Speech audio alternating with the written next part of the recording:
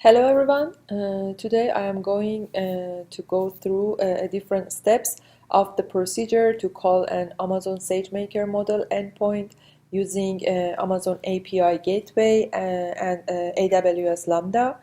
The normal procedure in order to get access to a SageMaker model is that, for example, a user get connected to the API, and the API also has the connection between Lambda function and also SageMaker. So SageMaker is like the black box that can only give the information to the Lambda, and the API can only have access to the information of Lambda function.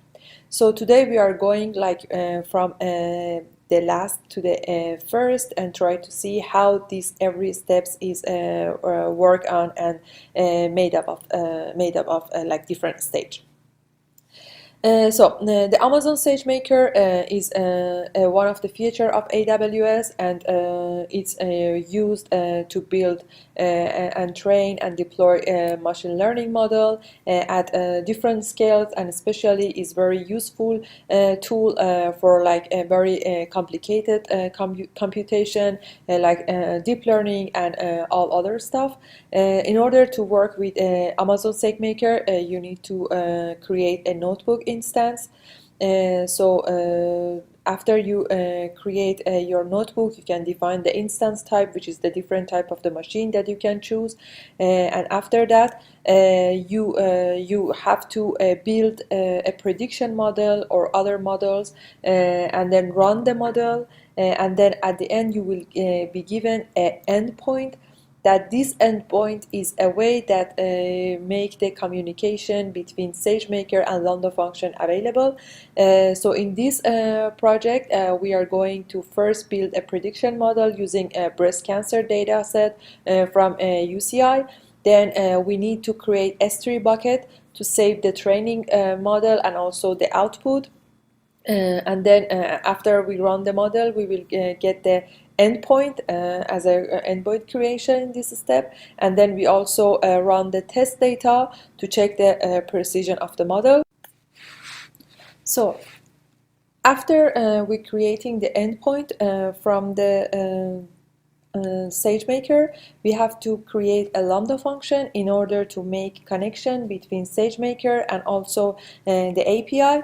To do so, we just have to create the name, and also we have to, in here for the role part, we have to modify the IAM role of the Lambda function by adding this type of the code to the policy. In here, as you can see here, we add the effect, which means the allow the SageMaker invoke endpoint. We also need to add the functions to our Lambda function, which is the function of our prediction model. After we create the Lambda function, now we have to use API to get connection with SageMaker. In order to do that, first we need to create API. We have to add resources, add methods, and then deploy API. And at the end, we have to test the URL with HTTP client. So for the creating the API, we need just to define a name. And also after that, after creating the API, we have to add resources by going through the action menu and create a resource. After we create the resource, we have to go also through the method by creating create method. And after we select the post, here we need to define the different integration type that we here we select the Lambda function and add the name of our Lambda. After we create that, we have to test our result. In that way, we just click on the post and then click on the test.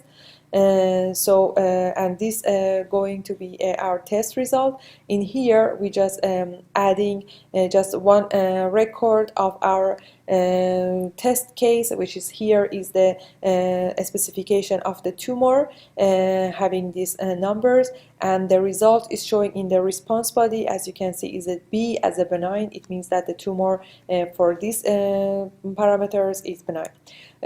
You can also check the result of API by going through the deploy API from the actions menu, and then after you create the name for that, you can go through the stage and click on the name of the deploy and get the URL. I hope you can find this easy and go step by step and apply this model to get connected with the SageMaker model. So thank you so much for the listening.